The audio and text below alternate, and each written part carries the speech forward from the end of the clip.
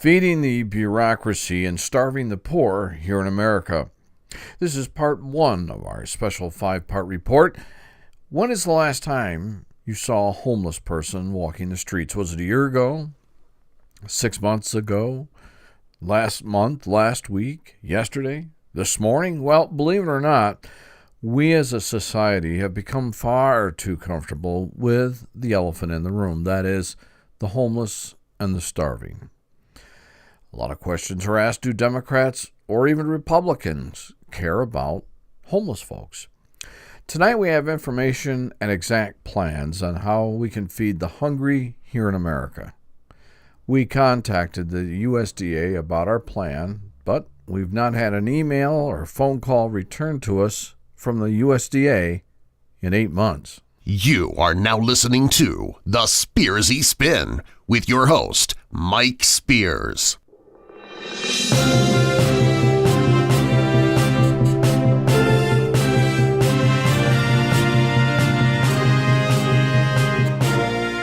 Good evening, folks, and welcome to the Spearsy Spin.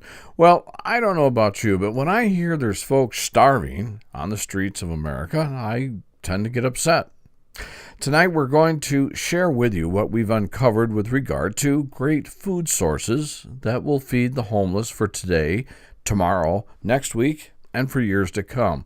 But for whatever reason, the USDA will not participate. Now, many hungry, starving people commit crimes that they would never normally do, but to survive or to feed their starving family, well, they do what it takes. I've talked about this issue now for the last 2 years. And yes, we have welfare and we have food stamps in this country. So that means there's no starving people. Really?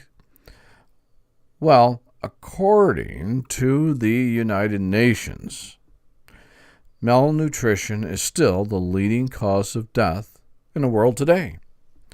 Now, those in power here in the United States suggest that the only way to stop hunger and starvation is to provide a huge infusion of money into the social services arena.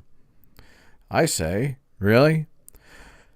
Our social services are maxed out now. By adding 3 to 7 million more people, well, that's going to require a whole lot more of brick and mortar offices, more case managers, more supervisors, more folks at the state government to implement these new social services.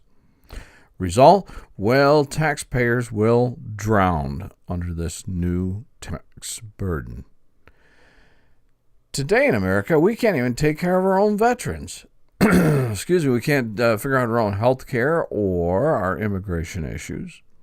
So now we're going to add more money into social services. Well, we've been steadily adding more programs and more money into our social programs since President Johnson was in office. That's out of the 60s for you millennials.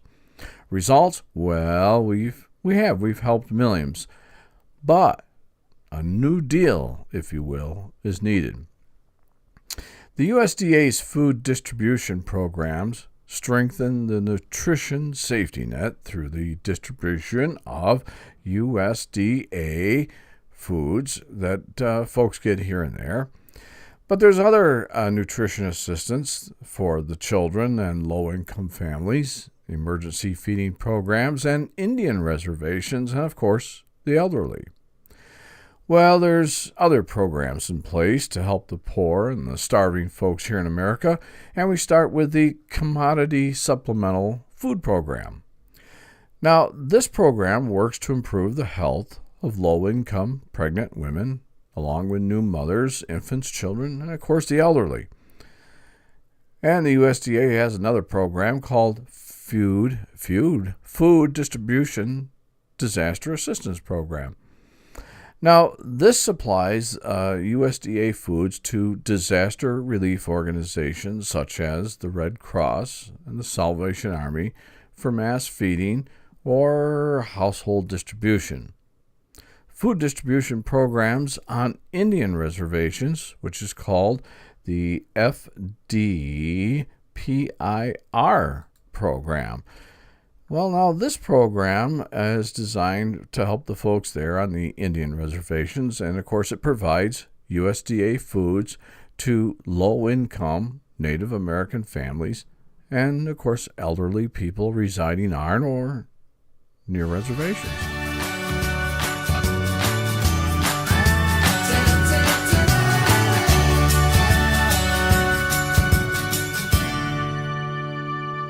We have a big problem, and we need your help. It's happening on college campuses, at bars, at parties, even in high schools. It's happening to our sisters and our daughters, our wives and our friends. It's called sexual assault, and it has to stop. We have to stop it. So listen up. If she doesn't consent, or if she can't consent, it's rape, it's assault. It's a crime. It's wrong. If I saw it happening, I was taught you have to do something about it. If I saw it happening, I speak up. If I saw it happening, I'd never blame her. I'd help her. Because I don't want to be a part of the problem. I want to be a part of the solution. We need all of you to be part of the solution. This is about respect. It's about responsibility. It's up to all of us to put an end to sexual assault. And that starts with you. Because one is too many.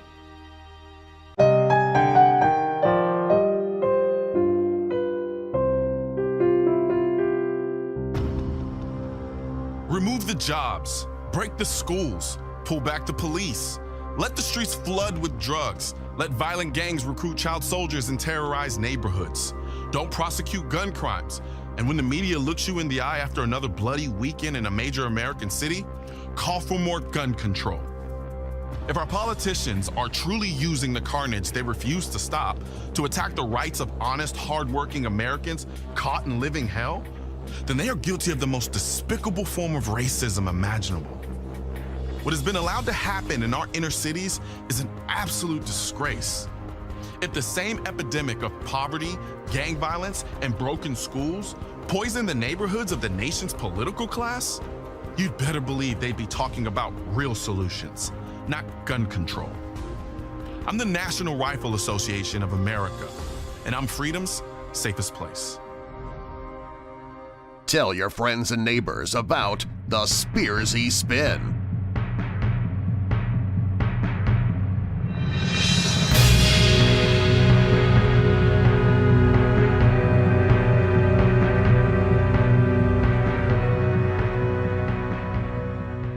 Hi folks.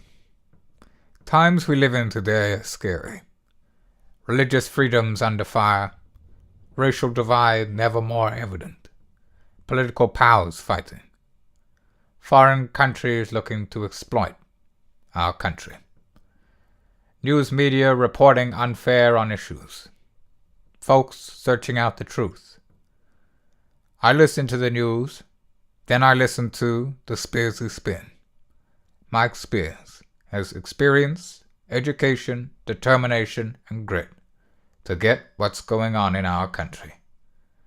Listen to Mike Monday through Friday. I'll listen. Hope you'll be listening too. Next is the Nutrition Services Incentives Program. Now, this program provides incentives to states and tribes for the effective delivery of nutritious meals to older adults. Another program rolled out is the Schools Child Nutrition USDA Foods Program. Now, this program helps American agricultural producers by purchasing nutritious food for the National School Lunch Program. It's also for the child and adult care programs and the Summer Food Service Program. These purchases help to stabilize prices, of course, in the agriculture commodities markets. Well, our next program that the folks there at the USDA have rolled out is, of course, the State Processing Program. And, well, let's take a look. It says this program allows the state distributing agencies and eligible recipient agencies, such as school districts, to contract with commercial food processors to convert bulk USDA foods into more convenient, ready-to-use products. And the reason we're going through all this here, folks, is to make you familiar with what the USDA is doing And why, though, it's still not working. And that's important because you're going to scratch your head when you hear about all these programs and you're going to say, great buggly woogly, how can there be people dying of starvation in America? We're going to show you why. Our next program for the USDA is the Emergency Food Assistance Program. Now, this program supplements the diets of low-income needy persons, including, the elderly people, by providing emergency food and nutrition assistance. Another program is the DoD, Department of Defense. That's the Fresh Fruit and Vegetable Program. Now, here the USDA partners with the Defense Supply Center. Now, that's in Philadelphia, Pennsylvania, where they buy and distribute fresh fruits and vegetables to schools using the USDA's federal commodity entitlement dollars. So that's also very, very helpful. Many of these programs, all these programs are helpful, but they don't get the job done. Next is the National Processing Pilot Program. Under this pilot program, processors are permitted to sell approved products that contain USDA foods to eligible recipient agencies nationwide. Next, the Food Aid Program, FAP, as we call it here. This program provides U.S. agricultural commodities to feed millions of hungry people in needy countries through direct donations and, of course, through concessional programs. Okay, so with all these programs that the government appears to have in place, and they do, and they're trying, why are people starving to death on the streets in the United States? Well, here we go. Recent surveys done here in America shows that 1 in 8 Americans struggles with hunger. And this is 2018. Back in 2015, surveyors estimated that 42 million people were food insecure. Now, food insecurity exists in every county in America, this according to the survey. Millions of people are still struggling to get by because of underemployment or stagnant wages and rising cost of living. To these Americans, food has become an unaffordable luxury. As of today, about 40 million people live in poverty, and that's about 12.7%. Now, the source that we got this from, so you can check us out, is the group called Feeding America. At age 10, John was the first person in his family to make the honor roll at school. When he was 17, John was the first person in his family to be an Eagle Scout. Upon turning 18, John was the first person in his class to graduate from boot camp. At age 19, John graduated from airborne training. He was first in his class. At 20, John was the first of his siblings to get married. When he was 21, John was a member of the 1st Airborne Unit to enter into Fallujah, Iraq. At age 22, John was the first member of his unit to get the Bronze Star for his actions in combat. At 23, John returned home from Iraq and gave his parents their first grandchild. At age 24, John was the first person in his battalion to commit suicide. John, like many other military men and women, suffered from post-traumatic stress disorder. Nearly 40,000 military men and women in current service have been diagnosed with PTSD. If you think you suffer from PTSD, please go to mentalhealth.va.gov. There are support groups all over the United States. People like you, feeling like you, sharing like you want to share. Let us place hope before hopelessness. I love the smell and feel of leather, and I'm guessing so do you. And it's time for you to meet up with Bolo Designs. Bob Engelsman, the creator in leather for Bolo Designs, does all the work himself. Looking for great gift ideas or something for yourself? From leather wallets, guitar straps, belts, bracelets, keychains, checkbook covers, and custom work, and made from premium leathers. Check us on the web at bolodesigns.com. When you make out your order, enter the coupon code SPEARS and get 10% off your order. And remember, if it ain't stamped Bolo Designs, it ain't leather. The Spearsy Spin is now being heard here in the UK. Your host, Mike Spears. Mike is telling us Brits the truth about the liberal political injustices being waged against the American ideology. Mike Spears, the voice of reason. Now, we're talking about feeding hungry Americans and stopping starvation in America. So now we have to look at the Feeding America Hunger Study. Now, that was done in 2014. And that study claims that 57% of client households are served by Feeding America food banks. Within that, it showed that 66% of those folks had to choose every month between medical care or food. And within those exact households, 69% had to take it a step further, and they had to choose between utilities and food. And that's here in America in 2018 now. So in the United States Conference of Mayors, they had a report on hunger and homelessness in America's cities. Now, they did that back in December 2016, and they reported that the number of requests for emergency food assistance increased over the last year even. So America has more than enough food to feed everyone, and that is true. However, there are those who will say that, well, we're not feeding everyone because of tremendous waste. By some estimates, nearly half of the food grown, processed, and transported in the United States goes to waste. Now, this is according to the group Feeding America. I don't particularly agree with it myself, but then again, I don't have those stats in front of me, so I can't really make that determination. But today in America, I can tell you 1 in 6 children may not know where they're going to get their next meal. So for nearly 13 million kids in the United States, getting the energy they need to learn and grow, well, it's a challenge. So why are there starving people in America? Well, believe it or not, it's proportionally not the homeless that make up the approximate 40 million people who are not getting the food they need. It's the lower income poor and the working poor. I myself, along with my producer, have placed phone calls and emails to the United States Department of Agriculture.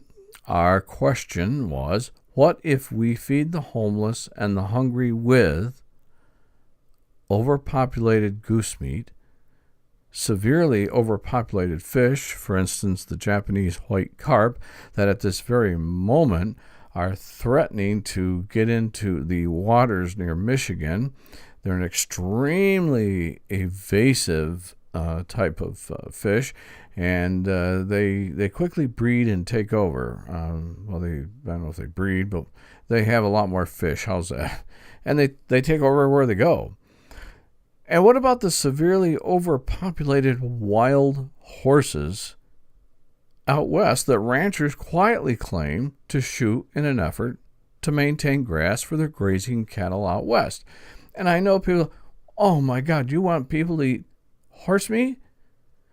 Well, folks, if you're on the street and you're starving, and if you're eating out of garbage cans and you're eating out of dumpsters or you're dying on the street, a horse meat steak could be a wonderful thing. And believe it or not, you've probably had horse meat in your life and didn't know it, because occasionally over the past 40 years, some of that gets snuck in. Horse meat, for instance, is big in France. They eat it all the time. The United States government has also in the past prescribed a culling of these horses that I'm talking about, because they have been left to breed and go on in the West. And of course, you have huge ranchers out there who are raising predominantly beef cows. And of course, you do have a lot of sheep ranchers out there as well. And these horses, well, they got to eat. So, they're chonking down, all sorts of grasses and so on. So the government has in the past put sharpshooters out. They've put different things out, as I understand, to make the horses infertile so that they can reproduce, and none of that's worked. So, what you have now is the ranchers running around the place and quietly shooting the horses and burying them. That in itself, I understand to a degree, but by the same token, if this was done differently, we could help feed starving people. And that's what we're talking about, folks. We're not talking about something to do. We're talking about starving people in America. And then finally, what about the severely overpopulated wild boars in the southwest United States? Well, in my time, I've gone a whole bunch of different places to hunt wild boar. My good friend, who's no longer with us now, Bob Kalazinski, and I went all over, and we had a lot of fun hunting wild boar. It's a little bit different than hunting other things, because these things can hunt you back. And believe it or not, both of us have eaten a lot of wild boar. We had boar meat in the camp on different places we stayed. And it has a very unique taste, almost like a walnut taste in some cases. Maybe that's how it's made, I don't know. But delicious, low in fat, and it's great. But right now in the southwest United States, these things are wreaking havoc with the farmers down there. And we'll be talking more about these creatures in our next episode. But we wanted to get that in there. So now we took all this information and shared it with the good folks at the USDA, hoping that they'd come up with something, but nothing. Nothing. Hear nothing. So why does the USDA, why doesn't it want to inspect these tons, and I mean that, tons of meat that clearly are wasted? Well, today we've had no return calls, and we receive emails that simply read, "Thank you for contacting the USDA. Your email will be forwarded to the correct department, and you'll be contacted shortly thereafter."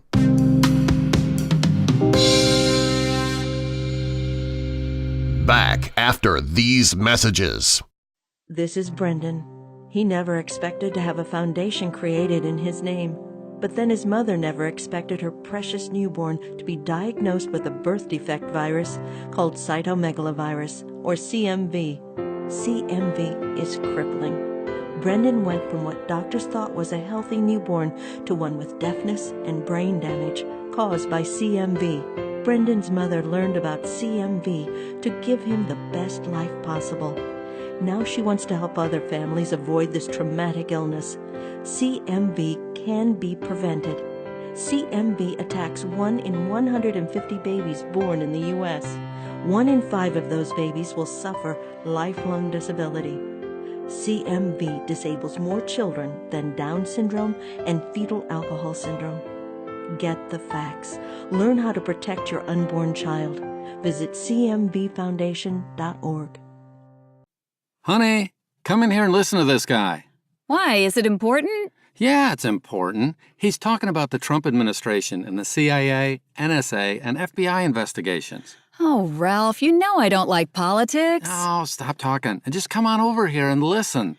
Well, he does have a nice voice. He seems to be educated. No.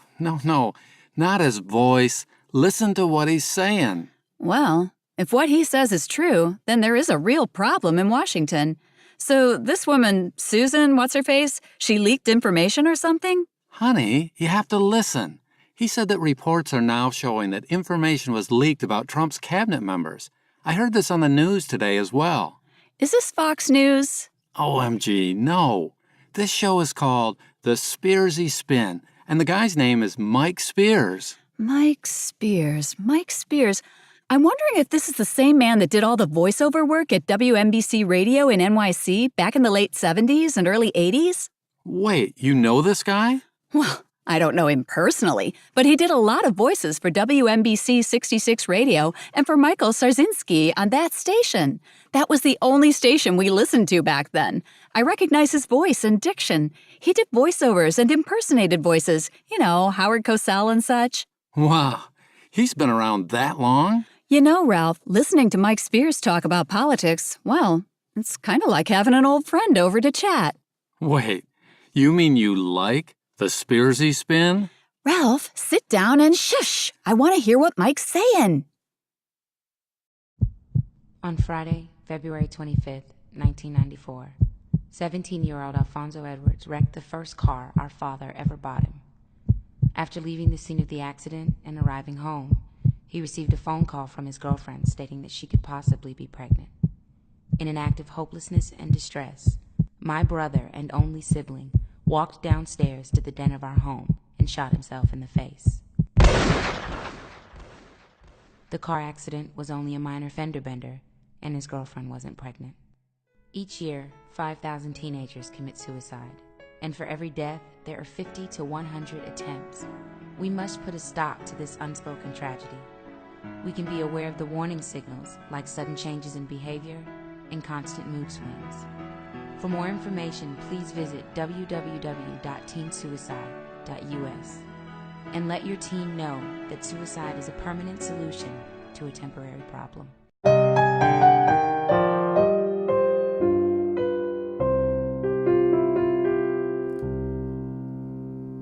Well, it's been 8 months now since we've been calling, dialing, emailing, smoke signaling the USDA. But as of this minute, well, let me check. Yeah. Nope, no contact yet. The reason? Here's the reason. The problem is that the USDA is big and perhaps too big. The failure here is simple. The USDA does work hard. They really do to help the starving folks, and that's not what we're saying. They do. But you see, they're working with logistics as well as big numbers of hungry humans. And while you can do logistics on paper, such as we do with major corporations, some of us who have done the major corporation thing for a long time can tell you it's great on paper. It's different when you have a truck on the road, though. Now, the USDA does care, and again, they do help, but we need programs that are outside of the box. So the following is a program that we came up with here at The Spin. We know it will work, we know how it will work, and we know how to implement it. The problem is that we can put all that together, but we must have USDA approval along with minimal initial funding. Here then is our plan. So give a listen, see if this makes sense to you, and if you'd support it.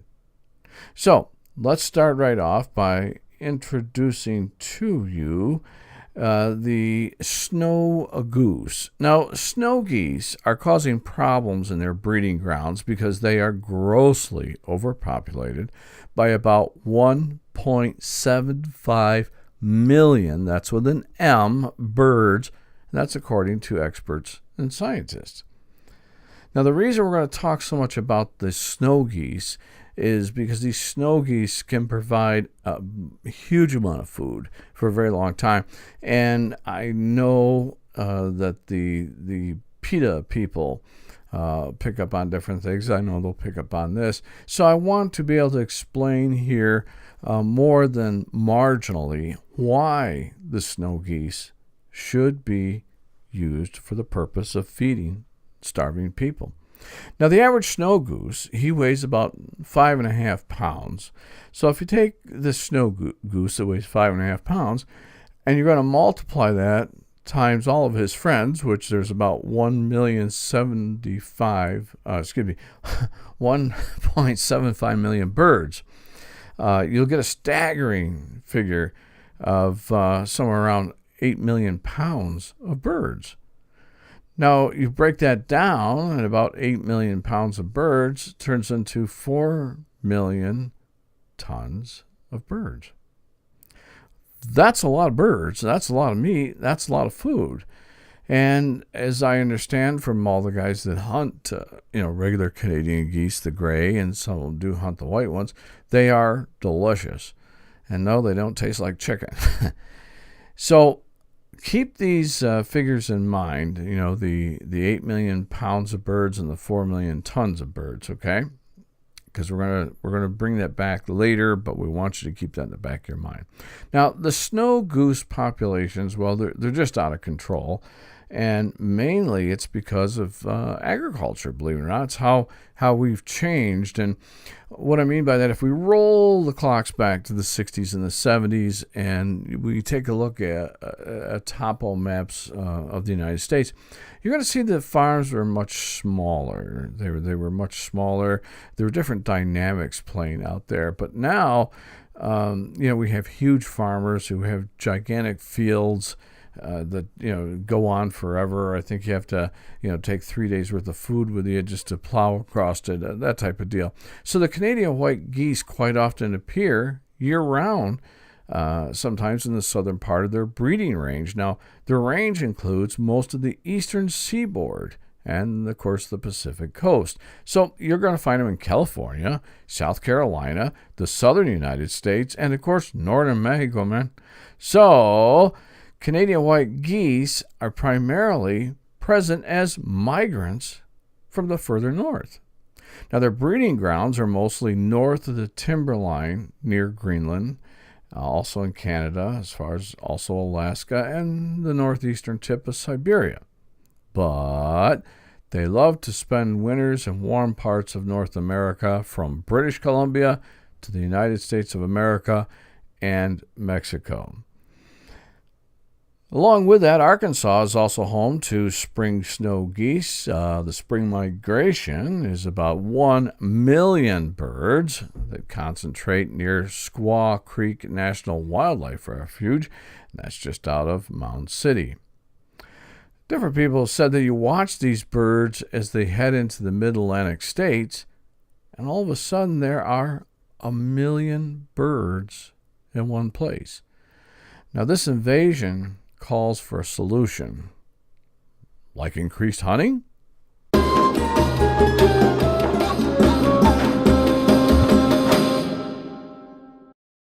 Get ready for the Spearsy Spin.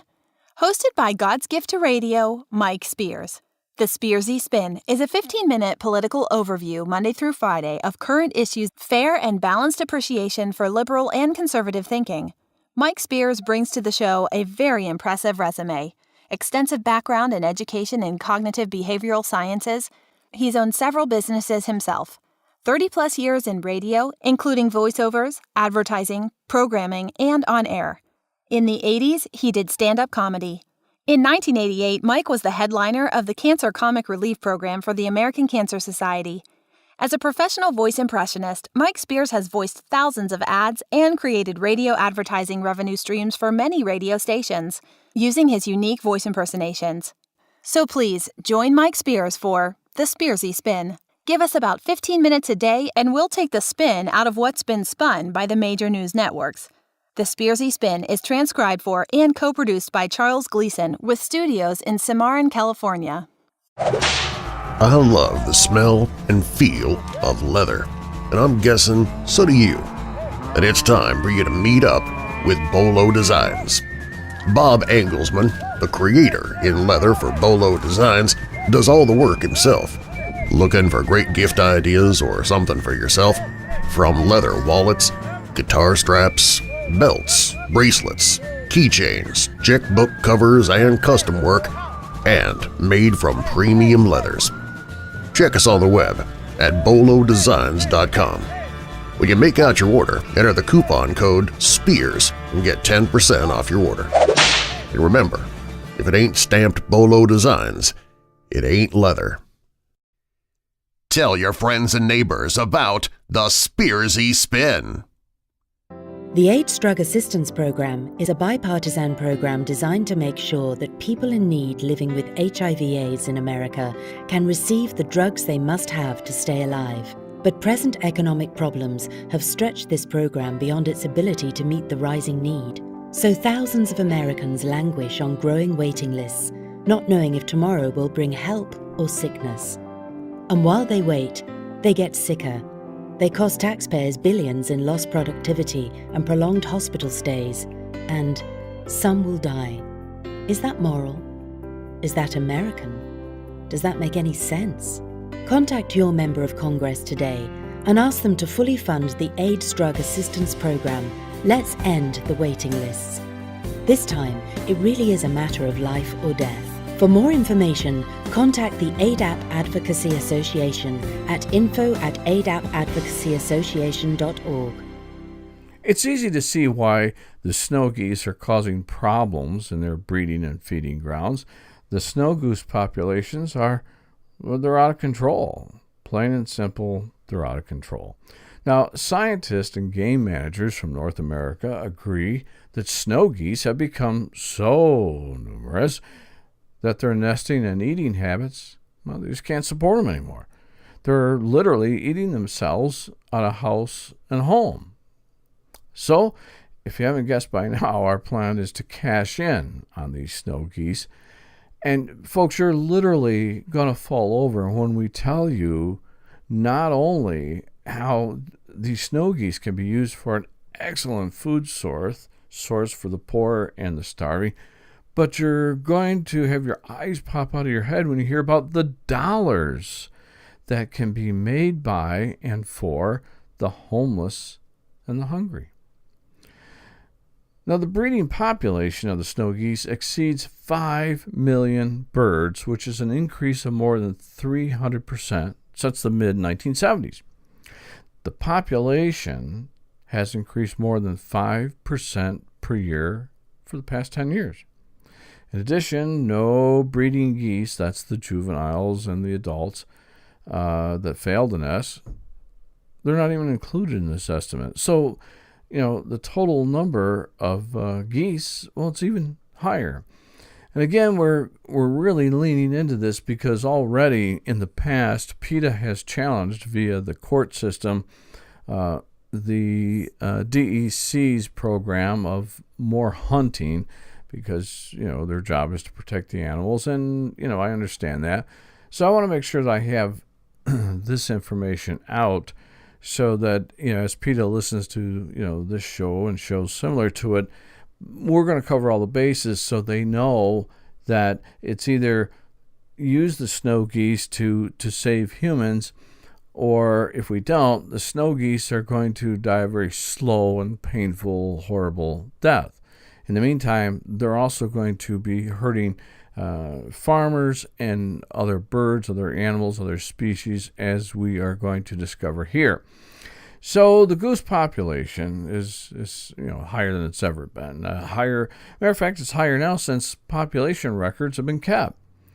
And they've already invaded sections of the Hudson Bay coastline.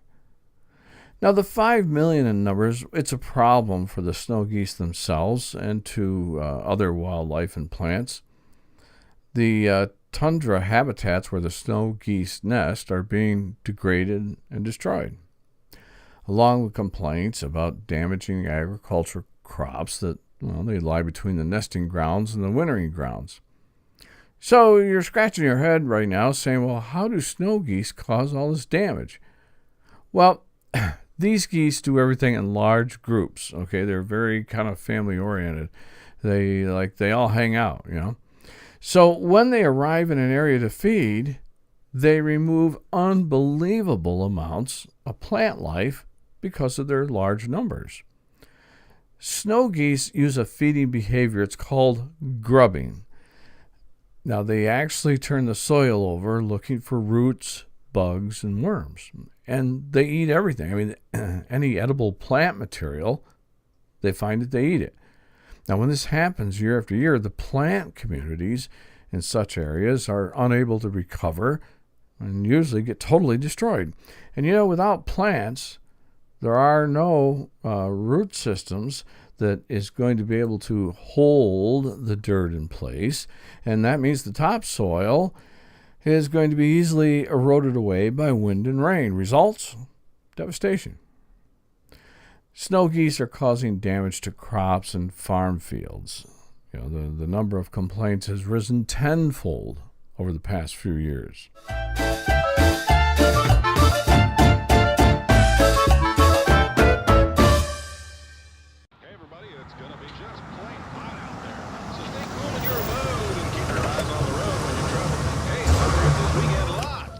Every year, almost 40 children die of heat stroke after being forgotten in a vehicle.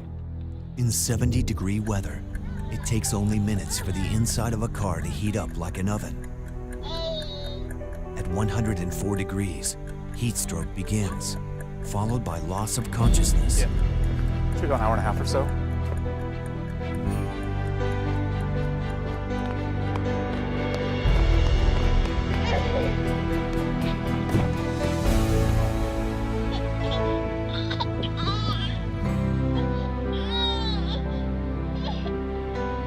Leave without your child, live without them forever. Look before you lock. Brought to you by Kids in Cars. Click that subscribe button and be sure to also click that bell next to the subscribe button so you'll be notified when we post new videos. I love the smell and feel of leather, and I'm guessing so do you. And it's time for you to meet up with Bolo Designs. Bob Engelsman, the creator in leather for Bolo Designs, does all the work himself. Looking for great gift ideas or something for yourself? From leather wallets, guitar straps, belts, bracelets, keychains, checkbook covers, and custom work, and made from premium leathers. Check us on the web at bolodesigns.com. When you make out your order, enter the coupon code SPEARS and get 10% off your order. And remember, if it ain't stamped Bolo Designs, it ain't leather. Don't miss even one show. Subscribe to the Spearsy Spin now. Click that subscribe button and be sure to also click that bell next to the subscribe button so you'll be notified when we post new videos. Don't go away. We have to pay some bills, and then we're coming back with Mike Spears.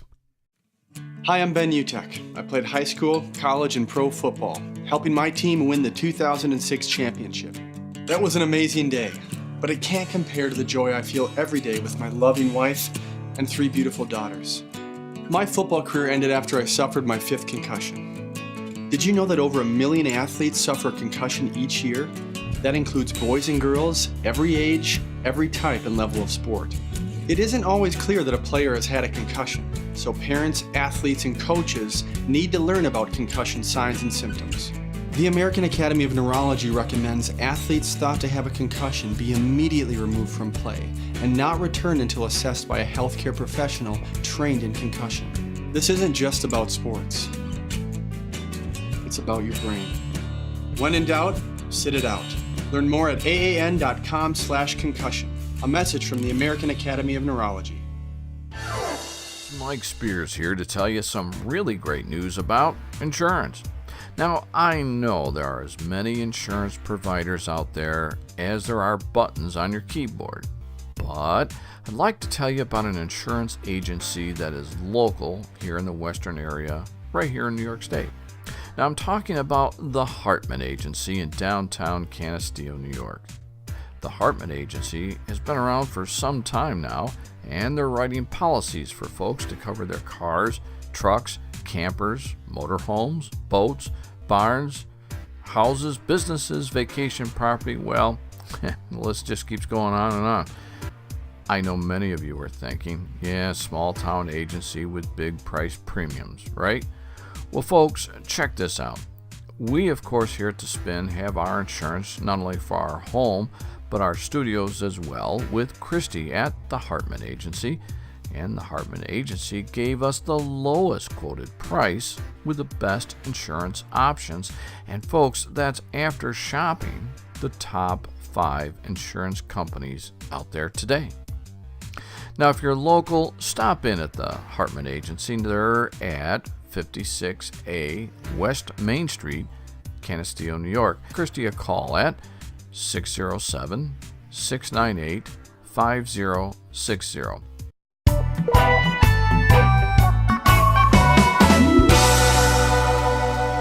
York has had a long hunting season for snow geese for many years. From March to mid-April, the snow geese spend time in New York, fueling up for the return to the Arctic breeding grounds.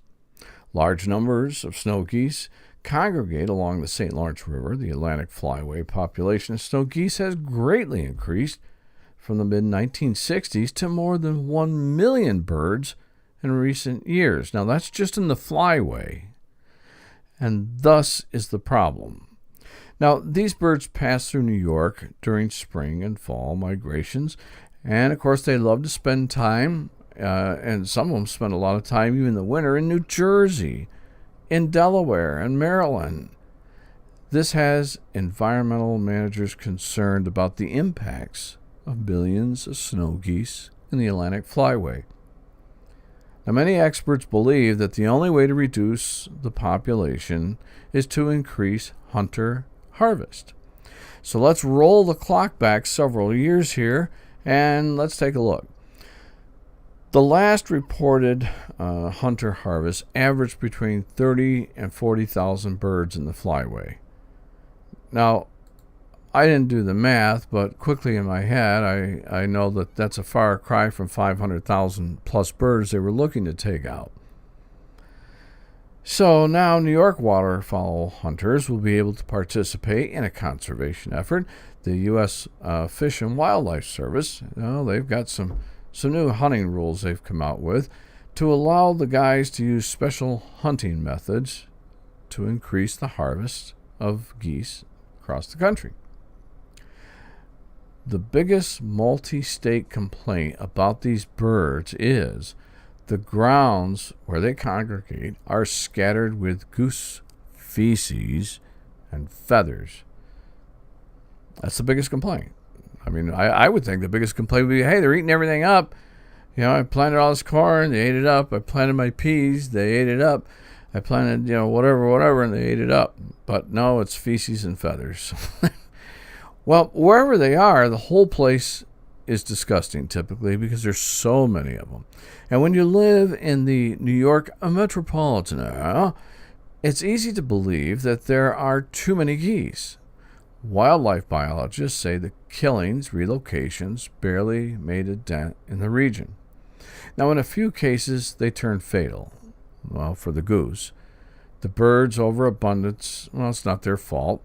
And resident geese, well, they haven't gone anywhere in the longest while because they, believe it or not, are the descendants of earlier Canadian geese. So the DEC and others now say that large-scale elimination of birds in concentration may be needed, mainly because the marshes, of course, are among the most productive and diverse ecosystems on Earth. And scientists are, well, they're particularly concerned about the northern marshes. You see, the geese are transforming these productive ecosystems into mud flats. And they're finding fewer and fewer other birds like the savanna sparrow. So when they go out to look at what used to be the thriving ecosystem, they're finding just mud, no bugs, no grass, and no other delicate species. Now, there's also some worry about the geese themselves, because, Mother Nature has a way of dealing with that, especially, the rabbits. Several years ago, I had an overabundance of rabbits. They developed a fever, and Mother Nature did what she does, but we don't want that because now we're going to have millions of birds dying a very slow death, and, of course, the aftermath is yuck. So, in the late 1990s, experts said the population of 3.2 million snow geese should be decreased by half. Well, how do you do that? Well, they said through hunting. Now, scientists say the actual population in the 1990s of the snow geese was actually closer to 6 million. That was in the 1990s. Now, 1999 hunting seasons, well, they were extended and techniques previously prohibited, like, the electronic calls, were allowed. And yet, in 2018, well, it's still unclear if the increased harvest is working. Let's see now. A recent survey says there are more snow geese now than in 1990, so I'm going to call this one a fail. In 2015, 5.4 million Americans over the age of 60 were food insecure. The rate of hunger among seniors age 60 and older, well, that's increased by 53% since 2001. Now, a lingering effect of the 2008-2009 recession has to do with everything I just mentioned among seniors.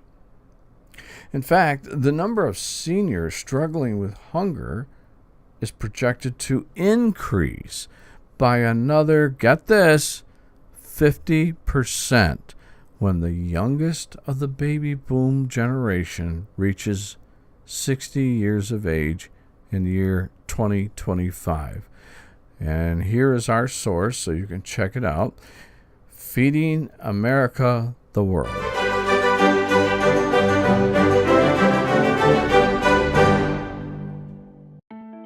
You listen when your body says, "I'm tired," or "I'm hungry." Are you listening? Would you listen if your body said, "I have pain and pressure in my abdomen. I feel bloated for no good reason," or "I get too full too fast"? "I'm spotting, but I've already gone through menopause." Or, "I have to go to the bathroom more often and more urgently than usual." These can be signs of a gynecologic cancer, like cervical, ovarian, uterine, vaginal, and vulvar cancers. Symptoms aren't the same for everyone. If your body says something may be wrong, please listen. And if it goes on for 2 or more weeks, see a doctor. It may be nothing, but find out for sure. Learn the symptoms and get the inside knowledge about gynecologic cancers. Call 1-800-CDC-INFO. Don't miss even one show. Subscribe to the Spearsy Spin now.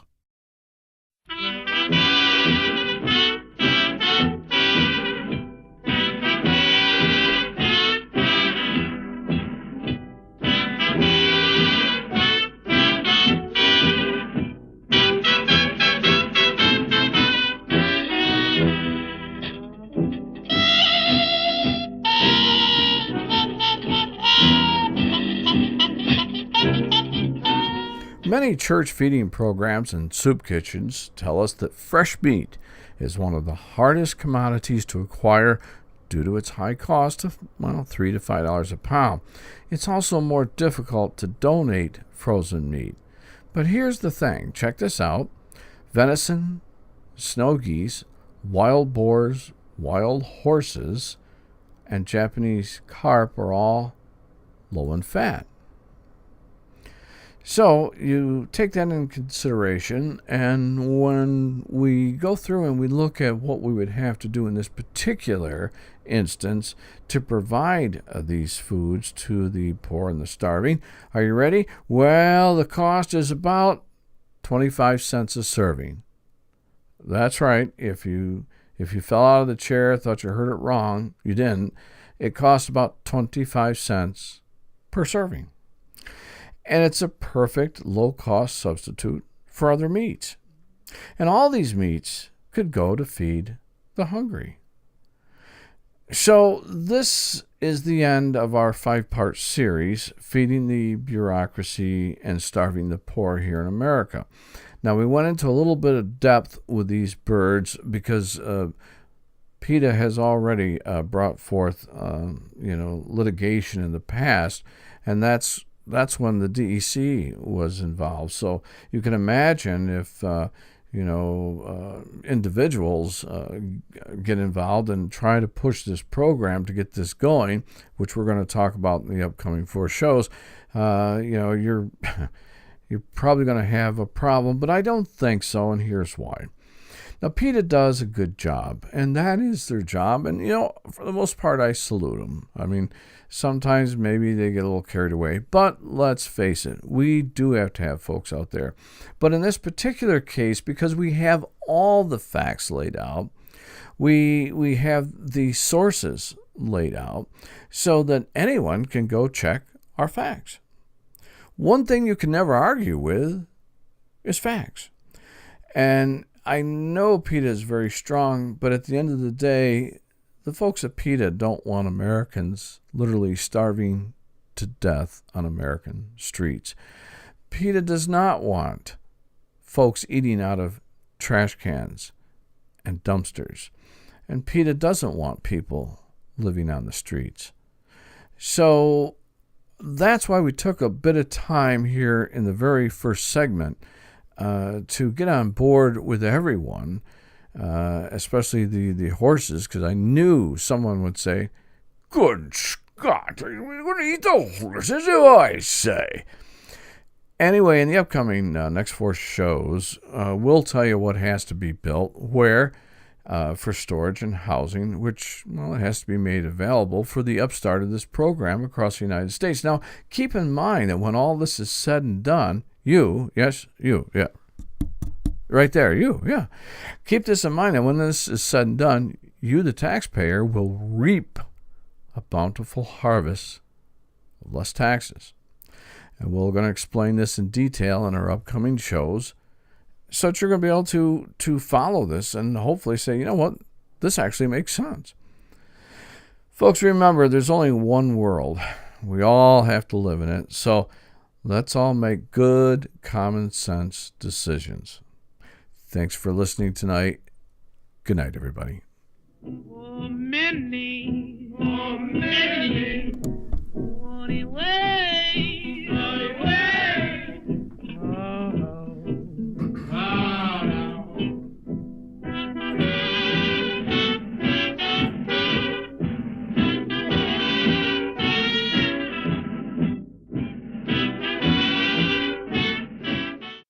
The Spearsy Spin is written and produced by Michael Spears. Executive producer is Charles Gleason. The Spearsy Spin is transcribed in New York for Cimarron Studios in Cimarron, California.